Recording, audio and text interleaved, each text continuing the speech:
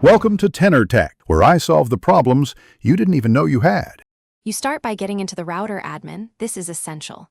Connect with Ethernet for stability, then open browser and go to 192, 168, 0, 1 or 192, 168, 1, 1. Log in using the admin credentials. If you don't know them, check the device label. Once done, export a backup of current settings or use the router's backup function.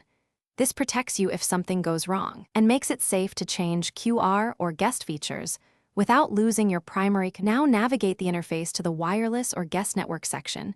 Different models label it differently. Look for options named Share via QR, QR code, or Automatic Network Sharing. If you see Guest Wi-Fi enabled, turn that off. That often disables the QR generation.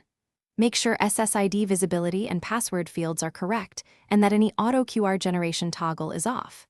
If settings are grouped, expand advanced options. Changing these stops new QR codes from being created for that network. Finish by saving or applying your changes, then reboot the router if the UI asks you to.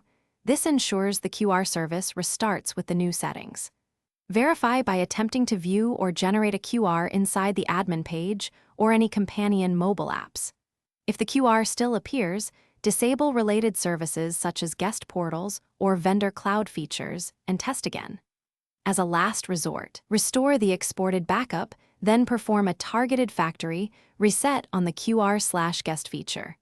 Only do full factory. Thanks for watching. Subscribe to keep your life in tune.